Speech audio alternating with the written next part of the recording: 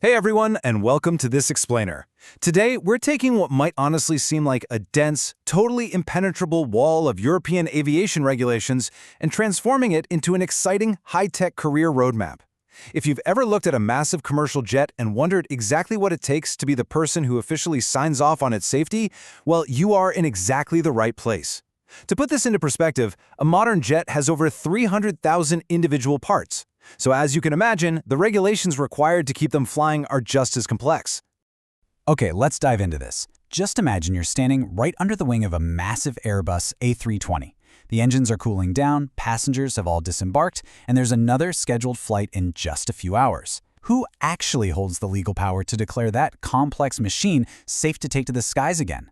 Interestingly, it's not the pilot, it's the certifying engineer. The immense responsibility resting on their shoulders is exactly why the EASA Part-66 licensing process is so rigorous and, frankly, so fascinating. Here is our visual flight plan for today. We're going to break this regulatory maze into 5 manageable milestones. We'll cover the EASA regulatory framework, B1 and B2 license categories, the 17 Part-66 modules, basic experience requirements, and finally, the aircraft type rating process. Milestone 1. The Foundation, the EASA Regulatory Framework. So, before you can even think about turning a wrench on an aircraft, you absolutely must understand the rules that govern this world.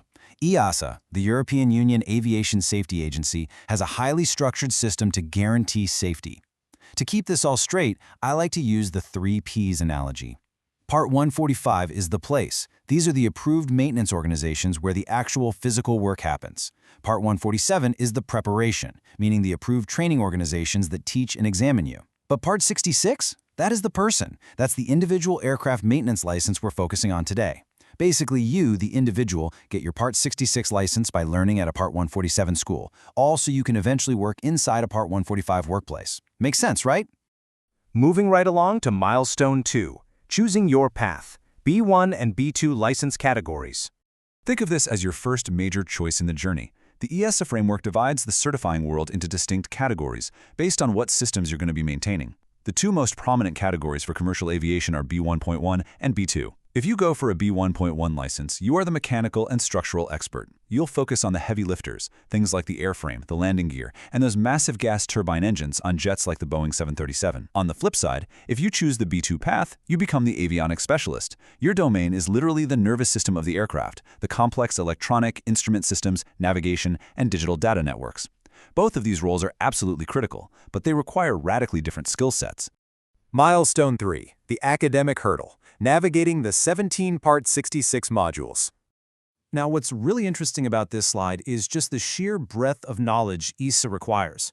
To get your Part-66 license, you have to conquer a syllabus built from up to 17 theoretical knowledge modules.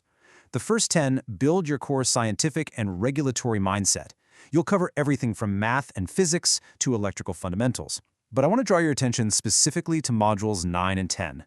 Module 9 is Human Factors, which now heavily incorporates Safety Management Systems, or SMS.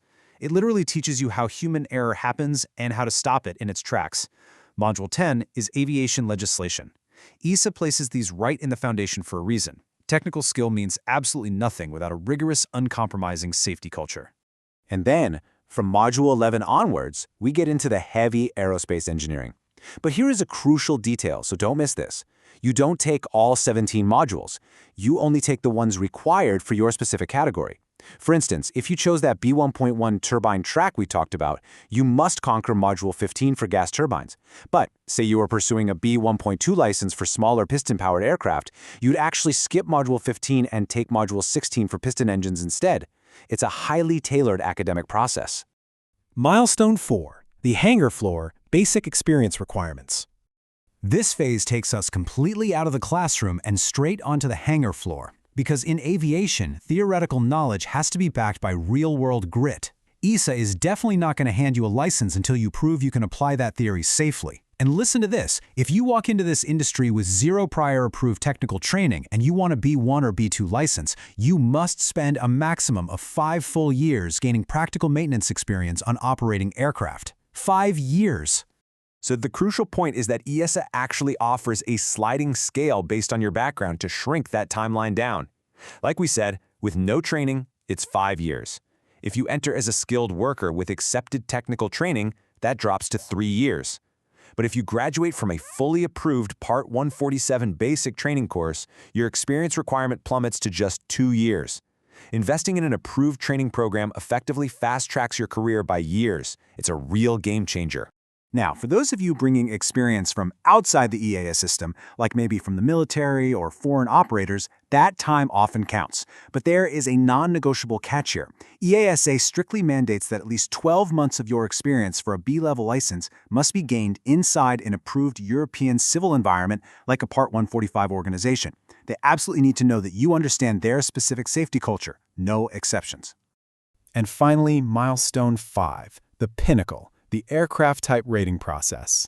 Let's move on and see how this builds. You've got your basic Part-66 license, but at this point it's essentially blank. It proves you're an engineer, sure, but it doesn't let you sign off a specific aircraft. To do that, you need to achieve the aircraft type rating. This process has 3 mandatory phases. First, the theoretical element, an intense classroom course that, for large aircraft, can be up to 150 hours long. Second, the practical element, which is at least 2 weeks of hands-on training. And third, for your very first type rating, a phase called SOJT. So, what is SOJT? It stands for Structured On-the-Job Training, and this brilliantly illustrates EASA's commitment to safety. SOJT must be performed on genuine operating production aircraft. No simulators allowed here.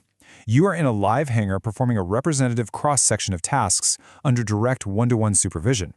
It proves beyond a shadow of a doubt that you can safely apply everything you've learned when real lives are on the line.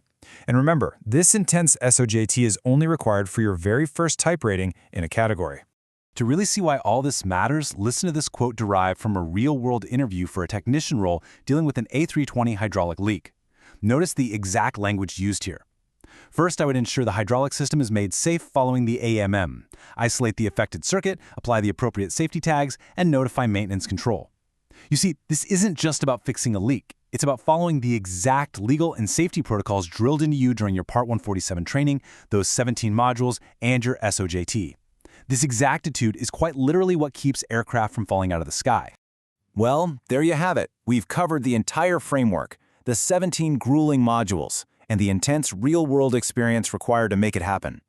It is an uncompromising roadmap, for sure, but it grants you the ultimate legal authority over a multi-million-dollar machine and the lives of everyone aboard it.